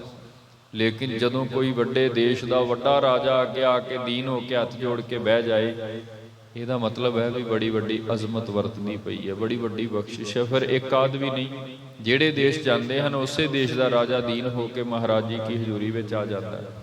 ਸੋ ਇਸ ਵਿਧ ਮਹਾਰਾਜ ਕਹਿਣ ਲੱਗੇ ਕਿ ਰਾਜਾ ਰਾਮ ਜੀ, ਹੁਣ ਤੁਸੀਂ ਵੀ ਦੱਸੋ ਜੋ ਤੁਹਾਡੇ ਹਿਰਦੇ ਦੀ ਮੰਗ ਹੈ, ਜੋ ਤੁਸੀਂ ਚਾਹੁੰਦੇ ਹੋ, ਅਸੀਂ ਤੁਹਾਡੀ ਵੀ ਜ਼ਰੂਰ ਸਹਾਇਤਾ ਕਰਾਂਗੇ। ਆਗੇ ਗਮਨ ਨਹੀਂ ਅਬ ਹੋਏ। ਹਾਂ, ਹੁਣ ਇਸ ਤੋਂ ਬਾਅਦ ਨਾ ਅੱਗੇ ਅਸੀਂ ਨਹੀਂ ਜਾ ਸਕਦੇ, ਕਿਉਂਕਿ ਸਾਡੀਆਂ ਵੀ ਕੁਝ ਮਜਬੂਰੀਆਂ ਹਨ। ਇਸ ਲਈ ਹੁਣ ਅਸੀਂ ਇੱਥੋਂ ਹੀ ਵਾਪਸ ਫਿਰ ਪੰਜਾਬ ਦੇਸ਼ ਵੱਲ ਨੂੰ ਮੁੜਨਾ ਹੈ। ਇਮ ਸੁਣ ਕੇ ਏਕ ਦਿਵਸ ਤੈ ਰਹੇ। ਇਸ ਵਿਧ ਨਾਲ ਭਾਈ ਸਾਹਿਬ ਜੀ ਕਹਿੰਦੇ ਹਨ ਕਿ ਵਾਰਤਾਲਾਪ ਹੋਈ ਸਤਿਗੁਰੂ ਸ੍ਰੀ ਗੁਰੂ ਤੇਗ ਬਹਾਦਰ ਮਹਾਰਾਜ ਤੇ ਰਾਜਾ ਰਾਮ ਇਸ ਉਸੇ ਹੀ ਸਥਾਨ ਤੇ ਜਿੱਥੇ ਇਸਨੇ ਡੇਰਾ ਕੀਤਾ, ਗੁਰੂ ਤੇਗ ਬਹਾਦਰ ਮਹਾਰਾਜ ਜੀ ਵੀ ਵਿਰਾਜਮਾਨ ਨੇ। ਇੱਕ ਦਿਨ ਦਾ ਸਮਾਂ ਇੱਥੇ ਬਤੀਤ ਕੀਤਾ ਹੈ। ਰਾਤ ਪਈ ਮਿਲ ਗੁਰ ਸੋ ਕਹੇ। ਫਿਰ ਜਿਵੇਂ ਅਗਲਾ ਦਿਨ ਚੜਿਆ, ਮਹਾਰਾਜ ਜੀ ਕੀ ਹਜ਼ੂਰੀ ਵਿੱਚ ਆਏ, ਸੰਗਤ ਅੰਦਰ ਵਿਰਾਜਮਾਨ ਹੋਏ, ਫਿਰ ਵਚਨ ਵਿਲਾਸ ਸਾਂਝੇ ਹੁੰਦੇ ਹਨ। ਸ੍ਰੀ ਸਤਿਗੁਰ ਜਲ ਸੁਣਿਓ ਤੁਮਾਰਾ। ਫਿਰ ਉਸੇ ਤਰ੍ਹਾਂ ਆ ਕਰਕੇ ਕਹਿਣ ਲੱਗੇ, ਮਹਾਰਾਜ ਆਪ ਜੀ ਕੀ ਬਹੁਤ ਵਡਿਆਈ ਜਗਤ ਦੇ ਵਿੱਚ ਸਰਵਣ ਕੀਤੀ ਹੈ। ਦਰਸ਼ਨ ਕੋ ਮਨ ਪਇਓ ਹਮਾਰਾ। ਤੇ ਰਾਜਾ ਕਹਿਣ ਲੱਗਾ, ਮਹਾਰਾਜ ਬਸ ਆਪ ਜੀ ਕੇ ਦਰਸ਼ਨਾਂ ਨੂੰ ਸਾਡਾ ਮਨ ਲੋਚਦਾ ਸੀ। ਹੁਣ ਗੁਰਮੁਖੋ ਤੱਥ ਗੱਲ ਇਹ ਹੈ, ਆਇਆ ਤੇ ਹੈ ਪੁੱਤਰ ਦੀ ਇੱਛਾ ਲੈ ਕਰਕੇ। ਆਇਆ ਤੇ ਇਸ ਕਰਕੇ ਹੈ ਵੀ ਉਮਰ ਬੀਤ ਰਹੀ ਹੈ, ਐਡਾ ਵੱਡਾ ਰਾਜ ਭਾਗ ਹੈ, ਇੰਨੇ ਧਨ ਪਦਾਰਥ, ਇੰਨੀ ਮਲਕੀਅਤ ਸੰਪਤੀ, ਇੰਨੀਆਂ ਫੌਜਾਂ, ਤੇ ਘਰ ਵਿੱਚ ਪੁੱਤਰ ਨਹੀਂ ਹੈ। ਕੌਣ ਸੰਭੇਗਾ ਮੌਤ ਤੋਂ ਬਾਅਦ? ਲੇਕਿਨ ਹਿਆ ਨਹੀਂ ਪੈ ਰਿਹਾ ਵੀ ਸਤਿਗੁਰਾਂ ਦੇ ਚਰਨਾਂ ਦੇ ਅੰਦਰ ਸਿੱਧੇ ਤੌਰ ਤੇ ਮੈਂ ਆਪਣੀ ਮੰਗ ਰੱਖ ਦੇਵਾਂ। ਕਿਉਂ? ਆਪਣੀ ਅਵਸਥਾ ਨੂੰ ਵੇਖਦਾ ਹੈ ਤੇ ਗੱਲ ਨੂੰ ਸੰਕੋਚ ਜਾਂਦਾ ਹੈ। ਅੱਜ ਦੂਜੇ ਦਿਨ ਜਿਸ ਵਕਤ ਸੰਗਤ ਚ ਆਇਆ, ਮਹਾਰਾਜ ਨੇ ਫਿਰ ਪੁੱਛਿਆ, ਫਿਰ ਹੱਥ ਜੋੜ ਕੇ ਕਹਿਣ ਲੱਗਾ, ਮਹਾਰਾਜ ਆਪ ਜੀ ਕਾ ਜਸ ਸੁਣਿਆ ਸੀ, ਦਰਸ਼ਨ ਕੋ ਮਨ ਭਇਓ ਹਮਾਰਾ। ਦਰਸ਼ਨਾਂ ਦੀ ਇੱਛਾ ਸੀ ਤੇ ਆਪ ਜੀ ਕੀ ਹਜ਼ੂਰੀ ਅੰਦਰ ਆ ਗਏ ਹਾਂ ਜੀ। ਕਰਿਓ ਦੇਸ ਪਵਨਿਤ ਆਏ। ਫਿਰ ਉਹੀ ਮੋੜ ਕੇ ਗੱਲ ਕਹਿ ਦਿੱਤੀ, ਮਹਾਰਾਜ ਆਪ ਜੀ ਨੇ ਕਿਰਪਾ ਕੀਤੀ, ਇਸ ਦੇਸ਼ ਅੰਦਰ ਚਰਨ ਪਾ ਕੇ ਸਾਡਾ ਦੇਸ਼ ਪਵਿੱਤਰ ਕਰ ਦਿੱਤਾ ਹੈ। ਭਏ ਨਿਆਲ ਲੋਕ ਸਮੁਦਾਏ। ਸਾਰੀ ਲੋਕਾਈ, ਸਾਰਾ ਦੇਸ਼, ਇਤੋਂ ਦੇ ਵਸਣ ਵਾਲੇ ਹਰ ਇੱਕ ਸਿੱਖ, ਮਾਈ ਭਾਈ, ਗੁਰੂ ਪਿਆਰ ਵਾਲਾ ਸਭ ਕੋਈ ਆਪ ਜੀ ਦਾ ਦੀਦਾਰ ਪਾ ਕੇ ਨਿਹਾਲ ਹੋ ਗਿਆ ਹੈ ਜੀ। ਪੁੱਤਰਨ ਜਾਚ ਸਕੈ ਕਹਿ ਕੈਸੇ। ਤੇ ਕਵੀ ਸੰਤੋਖ ਸਿੰਘ ਜੀ ਅੱਗੇ ਲਿਖ ਰਹੇ ਹਨ ਕਿ ਹੁਣ ਇਹ ਜਿਸ ਮੰਗ ਨੂੰ ਲੈ ਕੇ ਆਇਆ, ਜਿਸ ਇੱਛਾ ਨੂੰ ਲੈ ਕੇ ਆਇਆ, ਜਿਹੜੀ ਇਹਦੇ ਅੰਦਰ ਪ੍ਰਬਲ ਇੱਛਾ ਹੈ, ਉਹ ਹੁਣ ਕਿਵੇਂ ਮੰਗੇ, ਕਿਹੜੇ ਮੁਖ ਨਾਲ ਮਹਾਰਾਜ ਜੀ ਕੇ ਚਰਨਾਂ ਦੇ ਪਾਸ ਇਹ ਬੇਨਤੀ ਕਰੇ ਜੀ। ਸਤਿਗੁਰ ਨੇ ਉਰ ਕੀ ਲਖ ਤੈਸੇ। ਲੇਕਿਨ ਸਾਹਮਣੇ ਤੇ ਅੰਤਰਜਾਮੀ ਹੈ ਨਾ, ਘਟ ਘਟ ਦੀ ਜਾਣਨ ਵਾਲਾ ਹੈ। ਇਸ ਨੇ ਇਉਂ ਕਹੀਏ ਸੰਕੋਚਦਿਆਂ ਹੋਇਆਂ, ਆਪਣੇ ਆਪ ਨੂੰ ਵੇਖਦਿਆਂ ਹੋਇਆਂ, ਜਾਂ ਮਨ ਦੀ ਅਵਸਥਾ ਇਹਦੀ ਐਸੀ ਨਹੀਂ ਬਣੀ ਕਿ ਹਿਰਦੇ ਵਿੱਚ ਤੇ ਮੰਗ ਹੈ ਪਰੰਤੂ ਮੌਖਿਕ ਤੌਰ ਤੋਂ ਬੋਲ ਕੇ ਮਹਾਰਾਜ ਜੀ ਕੇ ਚਰਨਾਂ ਵਿੱਚ ਕਹਿ ਸਕੇ। ਲੇਕਿਨ ਅੰਤਰਜਾਮੀ ਸਤਿਗੁਰਾਂ ਨੇ ਨਾ ਇਹਦੀ ਜਿਹੜੀ ਅੰਦਰ ਦੀ ਵੇਦਨਾ ਹੈ, ਇਹਦੀ ਜਿਹੜੀ ਮੰਗ ਹੈ, ਉਹ ਬੁੱਝ ਲਈ ਹੈ। ਮਹਾਰਾਜ ਨੇ ਇਹਦੇ ਮੁਖ ਵੱਲ ਵੇਖਿਆ, ਸਤਿਗੁਰ ਨੇ ਔਰ ਕੀ ਲੱਖ ਤੈਸੇ, ਜਿਸ ਵਕਤ ਇਹਦੇ ਮੁਖ ਵੱਲ ਵੇਖਿਆ ਤੇ ਮਹਾਰਾਜ ਨਿਗਾਹ ਭਰ ਕੇ ਫਿਰ ਇਹਦੇ ਹਿਰਦੇ ਦੀ ਜੋ ਬਾਤ ਹੈ ਉਹ ਇਸ ਨੂੰ ਕਹਿਣ ਲੱਗੇ ਹਨ। ਮਿਰਦਲ ਮਧੁਰ ਸੁੰਦਰ ਸੁਖਦਾਨੀ। ਮ੍ਰਿਦੁਲ ਮਧੁਰ ਭਾਵ, ਬੜੇ ਮਿੱਠੇ ਬਚਨ, ਬੜੇ ਮਿੱਠੇ ਬੋਲ ਜਿਹੜੇ ਹਨ ਮਹਾਰਾਜ ਜੀ ਕੇ ਪਿਤਰ ਮੁਖ ਤੋਂ ਉਚਾਰਨ ਹੋਏ ਹਨ। ਬੋਲੇ ਕਿਰਪਾ ਧਾਰ ਮੁਖ ਬਾਣੀ। ਕਿਰਪਾ ਕਰਕੇ ਸਤਿਗੁਰੂ ਗੁਰੂ ਤੇਗ ਬਹਾਦਰ ਮਹਾਰਾਜ ਆਪਣੇ ਪਵਿੱਤਰ ਮੁਖ ਤੋਂ ਇਉਂ ਫਰਮਾਉਂਦੇ ਹਨ ਜੀ। ਓ ਮੈਂ ਪਾਲਕ ਨਿਜ ਅਪਲਾਖ। ਕਹਿਣ ਲੱਗੇ ਉਹ ਮਹਾਰਾਜ ਗੁਰੂ ਤੇਗ ਬਹਾਦਰ ਜੀ, ਭਉ ਮਹਿ ਪਾਲਕ ਰਾਜਨ, ਦੱਸੋ ਦੱਸੋ ਕੀ ਅਭਿਲਾਖਾ ਹੈ, ਅਸੀਂ ਗੁਰੂ ਨਾਨਕ ਦੇ ਘਰੋਂ ਤੁਹਾਨੂੰ ਉਹ ਦਾਤ ਬਖਸ਼ਾਂਗੇ। ਕਹੋ ਸੁਖ ਚਤ ਚਿਤ ਦੀਜੈ ਭਾਖ। ਜੋ ਵੀ ਚਿੱਤ ਵਿੱਚ ਇੱਛਾ ਹੈ, ਜੋ ਵੀ ਇੱਥੋਂ ਲੈਣ ਆਏ ਹੋ, ਜੋ ਵੀ ਮੰਗਣ ਆਏ ਹੋ, ਜੋ ਵੀ ਇੱਛਾ ਨੂੰ ਲੈ ਕੇ ਇੱਥੋਂ ਤੱਕ ਆਏ ਹੋ, ਆਪ ਆਪਣੇ ਮੁਖ ਤੋਂ ਕਹਿ ਦੇਵੋ, ਗੁਰੂ ਨਾਨਕ ਦੇ ਘਰੋਂ ਬਖਸ਼ਿਸ਼ ਮਿਲ ਜਾਏਗੀ। ਸੁਨਤ ਪਣੀ ਬਿਨਤੀ ਕਰ ਬੰਦੇ। ਤੇ ਫਿਰ ਜਿਸ ਵਕਤ ਇਤਨੀ ਗੱਲ ਸੁਣੀ ਹੈ, ਫਿਰ ਇਹ ਰਾਜਾ ਦੋਵੇਂ ਹੱਥ ਜੋੜ ਕੇ ਮਹਾਰਾਜ ਜੀ ਕੇ ਚਰਨਾਂ ਅੰਦਰ ਦੀਨ ਹੋ ਗਿਆ, ਨਿਮਾਣਾ ਹੋ ਗਿਆ। ਹੱਥ ਜੋੜ ਕੇ ਫਿਰ ਜਿਸ ਵੇਦਨਾ, ਜਿਸ ਪੀੜ ਨੂੰ ਲੈ ਕੇ ਗੁਰੂ ਤੇਗ ਬਹਾਦਰ ਮਹਾਰਾਜ ਜੀ ਕੀ ਹਜ਼ੂਰੀ ਵਿੱਚ ਆਇਆ ਕਿ ਮਹਾਰਾਜ ਉਮਰ ਵਡੇਰੀ ਹੋ ਚੱਲੀ ਹੈ, ਘਰ ਵਿੱਚ ਪੁੱਤਰ ਨਹੀਂ ਹੈ, ਰਾਜ ਬਾਗ ਵੱਡਾ ਹੈ, ਸੰਭਾਲੇਗਾ ਕੌਣ। ਮਹਾਰਾਜ ਦੇ ਸਨਮੁਖ ਫਿਰ ਇਸਨੇ ਆਪਣੀ ਵੇਦਨਾ, ਆਪਣੀ ਬਿਨਤੀ ਰੱਖ ਦਿੱਤੀ, ਵੇਦਨਾ ਪ੍ਰਗਟ ਕਰ ਦਿੱਤੀ ਹੈ ਜੀ। ਦਾਨੀ ਸਭ ਕੋ ਆਪ ਬਿਲੰਦੇ। ਆਪ ਤੇ ਸਮੁੱਚੇ ਸੰਸਾਰ ਦੇ ਦਾਨੀ ਹੋ, ਜੋ ਵੀ ਕੋਈ ਮੰਗਣ ਆਉਂਦਾ ਹੈ ਆਪ ਹਰ ਕਿਸੇ ਨੂੰ ਦਾਤ ਬਖਸ਼ਦੇ ਹੋ ਜੀ। ਜਤਨ ਏਕ ਕਰੇ ਸਭ ਰੀਤ। ਸਾਚੇ ਹੈ ਗੁਰੂ ਗਰੀਬ ਨਿਵਾਸ ਸਤਿਗੁਰੂ, ਅਸੀਂ ਕੋਈ ਯਤਨ ਨਹੀਂ ਛੱਡਿਆ, ਕੋਈ ਐਸਾ ਕੰਮ ਨਹੀਂ ਛੱਡਿਆ ਕਿ ਜੋ ਕਿਸੇ ਨੇ ਦੱਸਿਆ ਵੀ ਇਦਾਂ ਤੁਹਾਡੇ ਘਰ ਵਿੱਚ ਪੁੱਤਰ ਹੋ ਸਕਦਾ, ਤੇ ਅਸੀਂ ਉਹ ਸਭ ਕੀਤਾ ਹੈ। ਪੁੱਤਰ ਨਾ ਪ੍ਰਾਪਤ ਚਿੰਤਾ ਚੀਤ। ਲੇਕਿਨ ਘਰ ਵਿੱਚ ਪੁੱਤਰ ਦੀ ਪ੍ਰਾਪਤੀ ਨਹੀਂ ਹੋਈ, ਤੇ ਜੇ ਪ੍ਰਾਪਤੀ ਨਹੀਂ ਹੋਈ ਤੇ ਹੁਣ ਜਿਹੜਾ ਚਿੱਤ ਹੈ ਉਹ ਸਹਿਜੇ ਸਹਿਜੇ ਜਿਵੇਂ ਜਿਵੇਂ ਆਰਬਲਾ ਘਟ ਰਹੀ ਹੈ, ਚਿੱਤ ਚਿੰਤਤ ਹੋ ਰਿਹਾ ਹੈ, ਉਹ ਚਿੰਤਾ ਹੀ ਖਾਈ ਜਾ ਰਹੀ ਹੈ। ਤੇ ਇਸੇ ਹੀ ਮੰਗ ਨੂੰ ਲੈ ਕਰਕੇ ਆਪ ਜੀ ਕੀ ਹਜ਼ੂਰੀ ਵਿੱਚ ਆਏ ਆ। ਆਪ ਕਿਰਪਾ ਕਰੋ, ਸਾਨੂੰ ਇਹ ਆਪਣੇ ਦਰੋਂ ਕਰੋ ਦਾਤ ਬਖਸ਼ ਦਿਓ, ਤਾਂ ਜੋ ਸਾਡਾ ਇਹ ਜਿਹੜਾ ਜੀਵਨ ਹੈ ਇਹ ਸਫਲਾ ਹੋ ਜਾਏ। ਫਿਰ ਸ੍ਰੀ ਗੁਰੂ ਤੇਗ ਬਹਾਦਰ ਮਹਾਰਾਜ ਪ੍ਰਸੰਨ ਹੋਏ, ਆਪਣੇ ਪਾਸ ਤੋਂ ਇੱਕ ਮੋਹਰ ਲਾ ਕਰਕੇ ਸਤਿਗੁਰਾਂ ਨੇ ਇਸ ਨੂੰ ਇੱਕ ਦਾਤ ਬਖਸ਼ੀ ਸੀ। ਉਹ ਦਾਤ, ਇਸ ਨੂੰ ਪੁੱਤਰ ਦੀ ਦਾਤ ਮਿਲੀ। ਮੋਹਰ ਇਹ ਲੱਗੀ ਸੀ ਵੀ ਇਹ ਸਾਡਾ ਸਿੱਖ ਹੋਵੇਗਾ। ਸੋ ਜਿਵੇਂ ਇਹ ਸਭ ਕੁਝ ਵਰਤਿਆ ਨਾ, ਅਗਲੇ ਬਿਰਤਾਂਤ ਵਿੱਚ ਯਤਨ ਕਰਾਂਗੇ ਕੱਲ੍ਹ ਦੀਆਂ ਦੀਵਾਨਾਂ ਵਿੱਚ ਇਸੇ ਤਰ੍ਹਾਂ ਵਿਸਤਾਰ ਸਹਿਤ ਸਾਰੀ ਵਿਥਿਆ ਆਪ ਸੰਗਤਾਂ ਦੇ ਨਾਲ ਸਾਂਝੀ ਕਰਨ ਦਾ ਜੀ। ਅੱਜ ਇਤਨੀਆਂ ਹੀ ਬੇਨਤੀਆਂ ਪ੍ਰਵਾਨ ਕਰਿਓ। ਗੁਰੂ ਇਤਿਹਾਸ ਨੂੰ ਵਿਚਾਰਦਿਆਂ ਬੇਅੰਤ ਤਰ੍ਹਾਂ ਦੀਆਂ ਭੁੱਲਾਂ ਹੁੰਦੀਆਂ ਨੇ, ਗੁਰਦੇਵ ਗੁਰੂ ਕੀ ਸੰਗਤ ਅਣਜਾਣ ਸਮਝ ਕਰ ਬਖਸ਼ ਲੈਣਾ। ਆਓ ਹਮ ਗੁਰਬਾਣੀ ਦੇ ਕੀਰਤਨ ਸਰਵਣ ਕਰੀਏ, ਗੁਰੂ ਫਤਿਹ ਨਾਲ ਸਾਂਝ ਪਾਈਏ। ਫਤਿਹ ਪ੍ਰਵਾਨਿਓ ਜੀ। ਵਾਹਿਗੁਰੂ ਜੀ ਕਾ ਖਾਲਸਾ, ਵਾਹਿਗੁਰੂ ਜੀ ਕੀ ਫਤਿਹ।